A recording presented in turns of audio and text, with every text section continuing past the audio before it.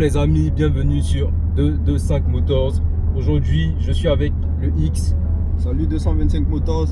Voilà, donc on va faire la présentation, le petit essai même on va dire de la classe A 200 année 2018. Alors déjà pour l'aspect extérieur de la voiture, j'adore cette couleur blanche, voilà, qui sublime bien les lignes de la voiture. Et toi tu penses quoi de la couleur? J'aime bien la couleur. Moi perso en voiture, rouge, blanc et noir, mes couleurs favorites. Ce sont tes couleurs favorites, donc c'est carré. Ouais, franchement, c'est quelque chose de pas mal les amis. Alors on a des feux étirés comme ça, malheureusement. Sur la classe A, qui est la Mercedes d'entrée de gamme, on n'a pas des feux LED d'origine. Je trouve que c'est un peu dommage, comme les bouches de clim à l'arrière, ce genre de choses, elle n'est pas full option. Donc il y a beaucoup de petites choses qui manquent. C'est un peu, on reste un peu sur la fin niveau équipement. Voilà, c'est une classe A ou une 2018, je pense que c'est un peu abusé. Dites-moi ce que vous en pensez. Alors niveau profil, elle est bien posée comme ça.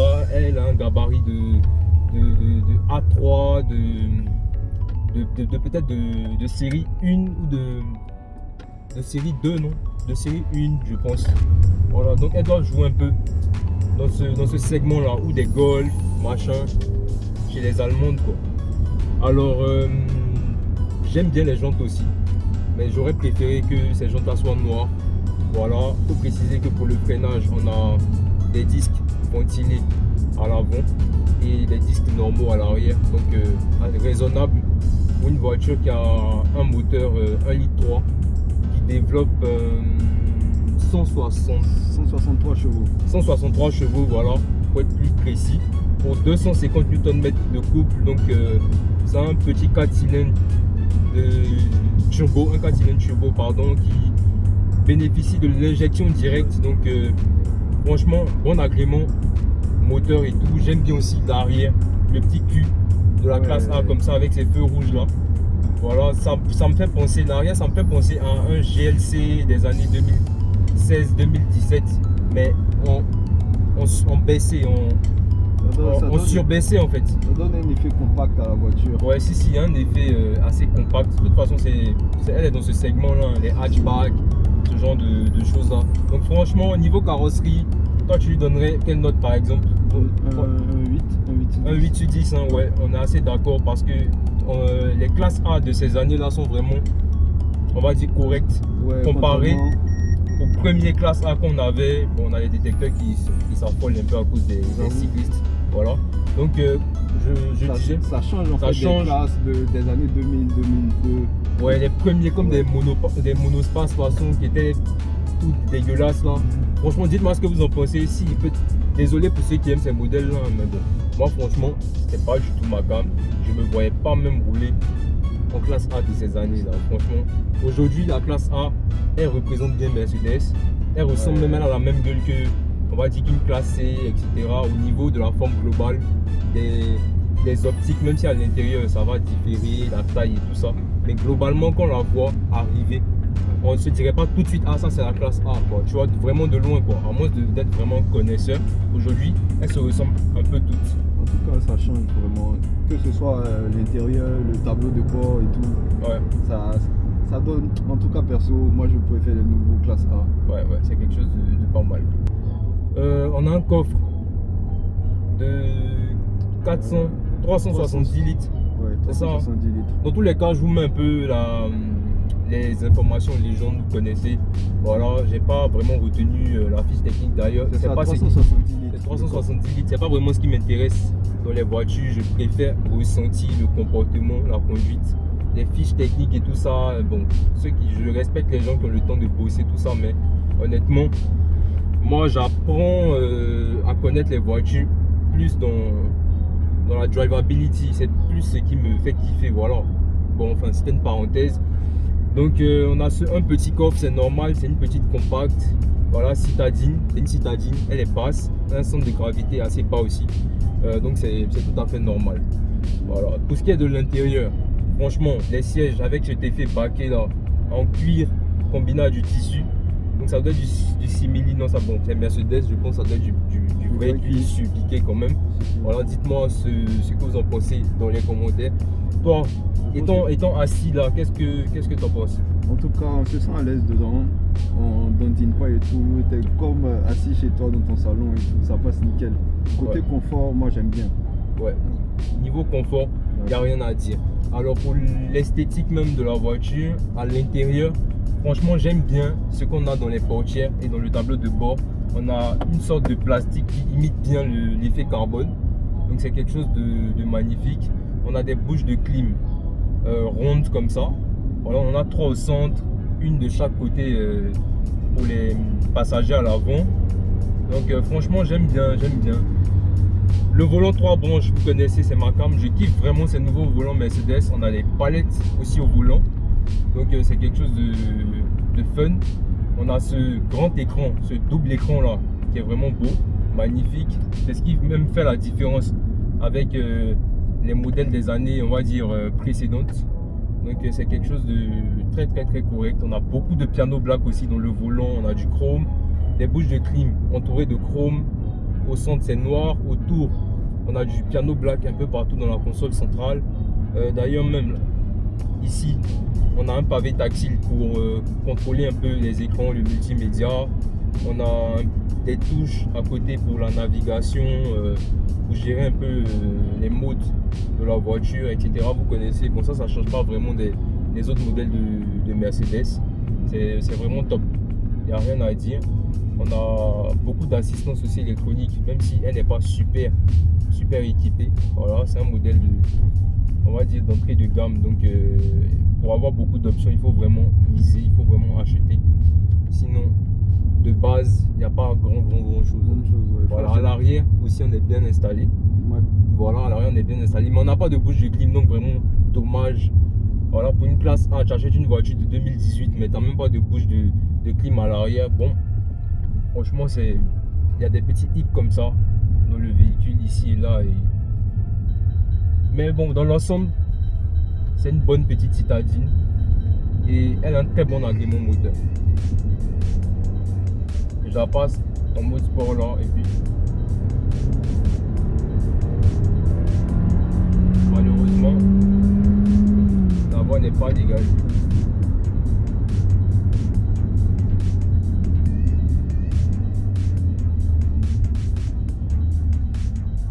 La boîte de vitesse qui t'entends le frein moteur. Tout à l'heure, quand je l'ai passé en sport plus, là sur le freinage, j'ai entendu à chaque fois qu'elle tombait les rapports.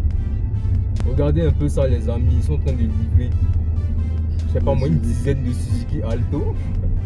Un cortège, le cortège des comment ça s'appelle là, des citadines. Bon, vraiment c'est un peu là pour moi. Ouais, il m'a barré le chemin. Voilà, vous voyez. Donc c'est quelque chose d'assez conséquent, franchement.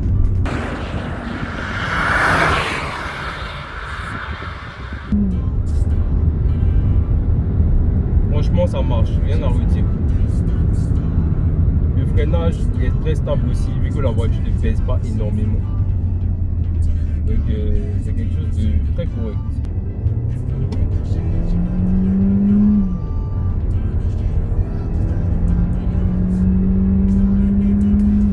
Déjà la sonorité est pas mal du tout.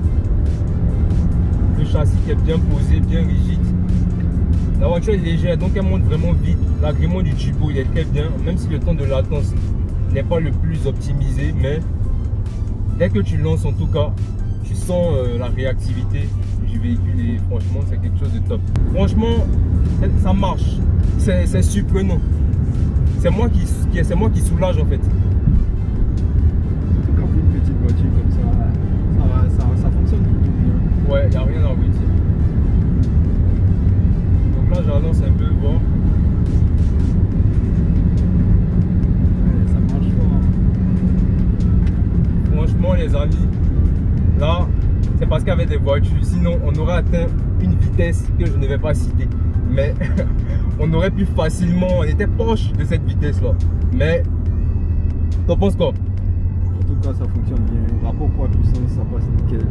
Et Dans les courbes aussi, tout ça. Le simple fait que ce soit, comment ça s'appelle, une petite voiture, facile à manipuler, Ouais. moi ça me jette direct. Ouais, franchement, ça marche comme caisse, ça marche. On va essayer de la lancer un peu, encore et encore, pour voir ce que ça donne. Même si aujourd'hui il y a beaucoup de travaux sur cette voie là, donc c'est pas évident d'exploiter le plein potentiel. La sonorité est très présente quand même pour un moteur turbo.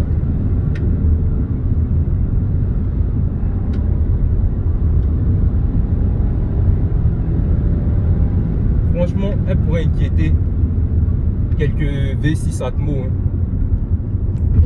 C'est avec le chauffeur qui va avec, le conducteur qui va avec, bien sûr. Oui, mais déjà elle a de bonnes reprises. Donc tout ce qui est décollage, en fait sur une grande voie, je pense que voilà, le V6 Atmo au bout d'un moment peut développer beaucoup plus de puissance. Ouais. Voilà. Mais si on est vraiment en ville et qu'il faut accélérer, ralentir, accélérer, à chaque décollage, quand le turbo va souffler, je pense qu'elle va bien monter dans les tours. D'ailleurs, elle nous affiche 5500 tours ici. Et franchement, elle les prend bien. Hein. Vous voyez? Franchement, bon là par exemple, elle a arrêté à 5005. Voilà, je pense que si je passe en mode manuel avec les palettes, il y a moyen de la pousser encore plus. Donc franchement, c'est bien d'avoir les palettes, c'est pour optimiser un peu tout ça. On a la boîte aussi qui est très fluide. Voilà. C'est bien d'optimiser, ça n'a rien à voir avec les classes A d'avant. Bon, je dirais pas que j'ai roulé toutes les classes A, mais déjà niveau en tout cas, voilà, était pareil. Voilà, niveau esthétique, niveau intérieur, tout ça, confort. Je pense qu'ils ont bien, à partir de 2018, là, quand ils ont sorti celle-là, vraiment, ils se sont bien concentrés sur ces modèles-là. Parce que là, aujourd'hui, quand tu es dedans, tu te dis pas, ouais, je suis dans une Mercedes, mais je suis dans une classe A. Tu vois, avant, ouais, non, il y a des Mercedes, t'es dans une classe C, t'es dans une classe E. Quand tu vois une classe A, tu te dis, bon, je la considère pas vraiment. Là, t'es prêt à toutes les mettre dans la même catégorie. Voilà, là, avec cette classe A, là, aujourd'hui, elle mérite vraiment son badge. Voilà, son écusson Mercedes, c'est vraiment quelque chose de correct. Donc là, je vais la lancer un peu là. C'est manger un petit nid de poule, mais rien de bien méchant.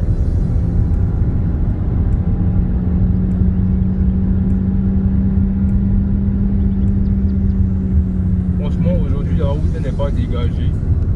Et il y a des travaux aussi, donc la voie est réduite. Donc, on ne peut pas vraiment exploiter le plein potentiel du véhicule. Mais franchement, déjà, on a vu quelques couleurs, hein, on a une idée de ce dont elle est capable.